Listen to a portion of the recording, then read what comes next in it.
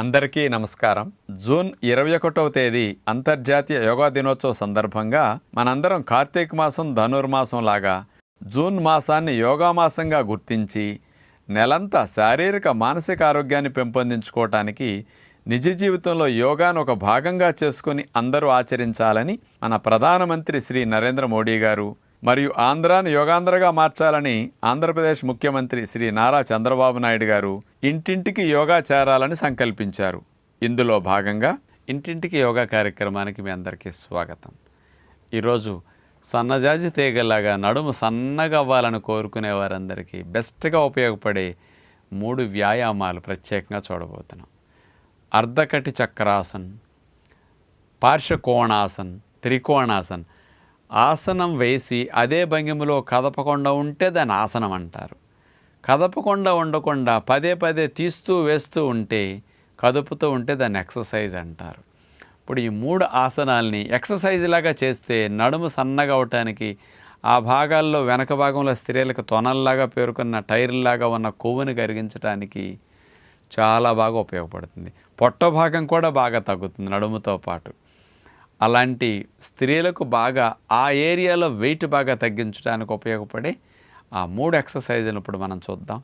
ముందుగా మనం అట్లా స్ట్రైట్గా నుంచున్న తర్వాత కాళ్ళని ఒక అడుగు గ్యాప్ పెడితే బ్యాలెన్స్ ఉంటాయి అన్నమాట. అలా నుంచున్న తర్వాత చేతులు వేళ్ళల్లో వేళ్ళు వేసేసి ఇట్లా లాక్ చేసేసి చేతుల్ని రివర్స్లో తిప్పుతాం అన్నమాట. అరిచేతులు చూడండి ఇప్పుడు ఆకాశాన్ని చూస్తున్నాయి. ఇప్పుడు అట్లా చేతులు పైకి లేపేస్తాం.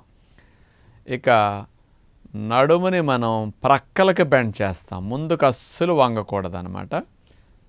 నడుము అట్లా స్ట్రైట్గా పక్కలకి బెండ్ చేయాలి.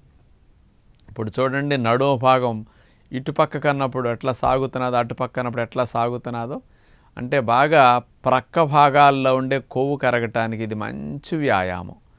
ఎంత బెండ్ అవ్వటానికి మీకు అవకాశం ఉంటే అంత బెండ్ అవ్వాలి. మీరు ముందుకు వంగి బెండ్ అయ్యారా అప్పుడు ఫలితం తగ్గిపోతుంది. అందుకని ముందుకు అసలు బెండ్ అవ్వకుండా స్ట్రైట్గా నుంచున్న తర్వాత నుంచి అక్కడి నుంచే రైట్కి, అక్కడి నుంచే మళ్ళీ లెఫ్ట్కి అట్లా బెండ్ అవ్వాలి.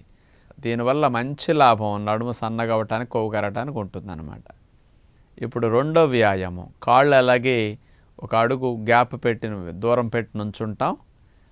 చేతులు కూడా అట్లాగే భుజాలకి సమాంతరంగా లైన్గా ముందుకు చాపుతాం. మోక చేతులు అసలు బెండ్ అవ్వనేమో, వేళ్ళు చేతులు కూడా చాపేస్తాం. ఇప్పుడు చూడండి left to right, right to left అట్లా శుభ్రంగా నడుమును ట్విస్ట్ చేస్తూ తిరుగుతాం అన్నమాట. ఒక స్ప్రింగ్ తిరిగినట్టే మనం అట్లా. ఇప్పుడు చూడండి ఇట్లా తిరిగినప్పుడు ట్విస్టింగ్ జరిగి నడుము భాగం సన్నగా అవటానికి, ఆ ప్రక్కల భాగాల్లో కాస్త తొనల్లాగా కొవ్వు పట్టి ఉంటుంది కదా, ఆ భాగం అంతా కరగటానికి ఈ వ్యాయామం చాలా బాగా పనికొస్తుంది అన్నమాట. అలా చేయగలిగినంతసేపు చేస్తారు. స్ట్రెయిన్ అనిపించినప్పుడు విశ్రాంతి స్థితి, అట్లా చక్కగా రిలాక్స్ అవ్వచ్చు అనమాట. ఏమి లేదు, ఒక వ్యాయామం చేసిన తర్వాత అలుపు వచ్చిన తర్వాత ఆ శ్వాస నార్మల్ అయ్యే వరకు రిలాక్సేషన్ ఇస్తే మరొక వ్యాయామాన్ని కూడా మీరు బాగా చేయగలుగుతారన్నమాట. ఇక నడుము సన్నగా అవ్వటానికి ఉపయోగపడే ఎక్సర్సైజ్ త్రికోణాసన ఎక్సర్సైజ్ అనమాట. ఇది మీ అందరికీ తెలుసు. త్రికోణంగా ఆసనం అంటే ఇప్పుడు దాన్ని ఎక్సర్సైజ్గా చేయాలంటే పాదాలు అట్లా 2-2.5 అడుగులు గ్యాప్ ఉంటే మంచిది. అంత వెడల్పుగా పాదాలను చాపేసి ఇప్పుడు మనం ఇట్లా చేతులు సమాంతరంగా చాపేయాలి. ఫస్ట్ చాపేసి కుడి చేతిని ఎడమ పాదానికి ఆనిస్తాం, ఎడమ చేతిని కుడి పాదానికి అట్లా ముందుకు వంగి ఆనిస్తాం. ఈ చెయ్యి ఇట్లా పాదం దగ్గర ఆనినప్పుడు ఆ చెయ్యి పైకి ఆకాశానికి అట్లా లెగుస్తుంది అనమాట. మీరు పైకి లేపిన చేతి వైపునే మెడని అట్లా తిప్పుతారు. ఇది చాలా మంచి ఎక్సర్సైజ్. మీ అందరికీ చిన్నప్పుడు స్కూల్ డేస్లో ఈ వ్యాయామం చేపించుంటారు, అందరికీ గుర్తు ఉంటుంది, అయితే మర్చిపోయాం మళ్ళా. ఇలా చేయటం ద్వారా ఎక్సర్సైజ్ లాగా త్రికోణాసనాన్ని నడుము బాగా తగ్గటానికి, సన్నగా అవ్వటానికి బాగా మంచిది. అసలు నడుము ఫ్లెక్సిబిలిటీ వస్తుంది. చేత ఈ 3 ఎక్సర్సైజులని బాగా ఒక్కొక్క రకం మొదలు పెట్టారంటే అది ఎన్నిసార్లు అయినా సరే మీకు నొప్పి వచ్చి నా వల్ల కావట్లేదు, ఇక నేను చేయలేకపోతున్నాను అన్న వరకు చేసుకుంటూ వెళ్ళండి. రోజు రోజుకు 1-2 సార్లు 4 సార్లు పెరిగిపోతూ ఉంటాయి.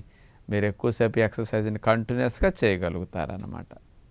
మీకు పొట్ట తగ్గాలన్నా, నడుము తగ్గాలన్నా మీరు కార్బోహైడ్రేట్స్ని మీరు తినే ఆహారంలో మోతాదు తగ్గించి తినగలిగితే చక్కగా ఫ్యాట్ లాస్, వెయిట్ లాస్ స్పీడ్గా జరుగుతుంది. అంటే మీరు అన్నం మానేసి అన్నం ప్లేస్లో 2 పుల్కాలు కానీ, మిలెట్స్తో చేసిన పుల్కాలు, మల్టీగ్రెయిన్ పుల్కాలు కానీ అట్లా పెట్టుకోండి.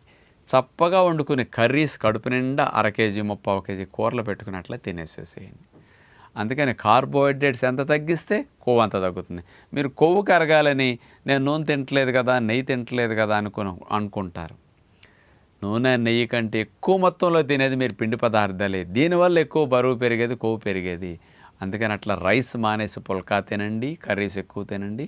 సాయంకాలం పూట పెందలకడే డిన్నర్ని ఓన్లీ ఫ్రూట్ డిన్నర్గా మీరు అడ్జస్ట్ అయ్యి తినగలిగితే ఫ్యాట్ లాస్, వెయిట్ లాస్ స్పీడ్గా ఉంటుంది. 3-4 రకాల ఫ్రూట్స్, జామకాయ, రేక్కాయలు, బొప్పాయి, కర్బూజా, పుచ్చకాయ, దానిమ్మ, కమల ఇలాంటి ఫ్రూట్స్ని పెట్టుకుని పెందలకాడే బిఫోర్ 6:37 లోపు మీరు డిన్నర్ ఫ్రూట్స్ తిని ముగించేసేయండి. 9 మీరు తిన్న ఆహారం 8:30 అరిగిపోతుంది. ఈ ఆహారం ద్వారా వచ్చిన శక్తి అప్పటికి అయిపోతుంది. రాత్రి 9-10 గంటల నుంచి రేపు ఉదయం మళ్ళీ 8-9 వరకు బ్రేక్ఫాస్ట్ వరకు మీ శరీరం నిద్రలో పోషించుకోవడానికి కావాల్సిన శక్తి, మరి లేచిన తర్వాత మళ్ళీ బ్రేక్ఫాస్ట్ తినే వరకు కావాల్సిన శక్తిని నిలవన్న కొవ్వు నుంచి కరిగిస్తుంది అనమాట. ఎవరికి ఎక్సెస్ ఎక్కడ ఎక్కువ ఉందో అక్కడి నుంచే ఫస్ట్ కొవ్వు కరగటం స్టార్ట్ అవుతుంది. ఇలాంటి వ్యాయామాలతో ఆ భాగంలో కొవ్వు కరగటం ఎక్కువ జరుగుతుంది. కాబట్టి మీరు ఇలాంటి వ్యాయామాలు, ఆహార నియమాలు రెండింటిని కాంబినేషన్ ఇచ్చి చేస్తే సన్నగా నడుము త్వరగా అవుతుందని విజ్ఞప్తి చేస్తూ నమస్కారం.